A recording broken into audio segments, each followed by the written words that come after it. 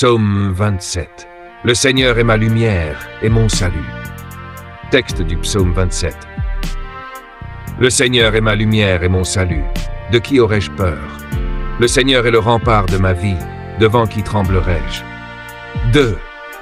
Quand des méchants s'avancent contre moi pour me déchirer, ce sont eux, mes adversaires et mes ennemis, qui chancellent et tombent. 3. Qu'une armée se déploie devant moi, mon cœur est sans crainte. Que la bataille s'engage contre moi, je garde confiance.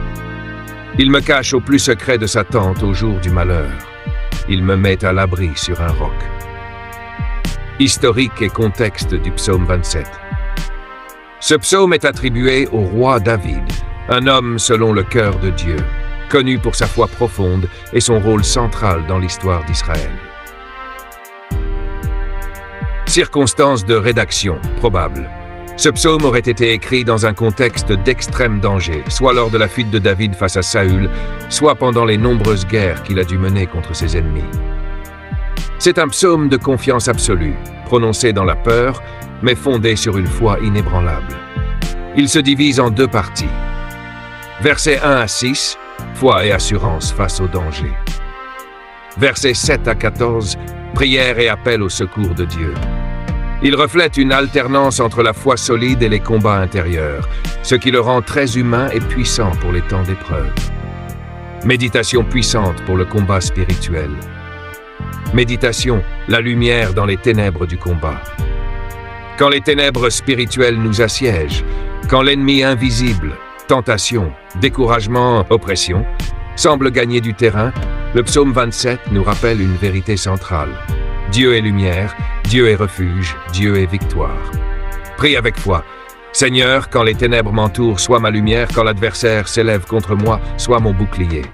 Je ne tremblerai pas, car tu es avec moi. Même si l'ennemi rugit, je resterai dans ta tente, caché sous ton regard. Apprends-moi à attendre ta délivrance avec une foi inébranlable. Ce psaume est aussi un bouclier spirituel. Il repousse la peur, fortifie la foi et replace Dieu au centre du combat. Utilisation pratique dans les combats spirituels.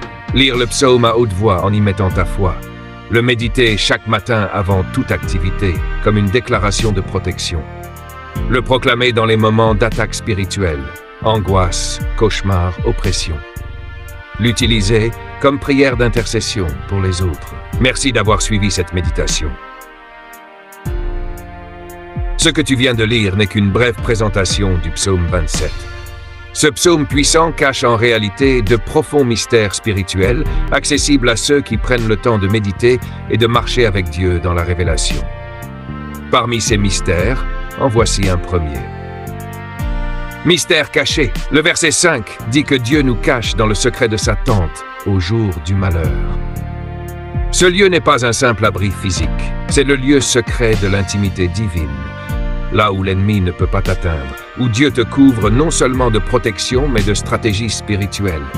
C'est un sanctuaire invisible, un lieu de puissance intérieure où Dieu équipe ses guerriers. Et ce n'est qu'un début. Reste connecté. Les grands mystères du psaume 27 vont bientôt être dévoilés, un par un. Prépare-toi à recevoir des révélations qui changeront ta manière de prier, de combattre et de marcher avec Dieu. Ce psaume est une clé spirituelle, un code divin, et tu es sur le point d'en découvrir les profondeurs.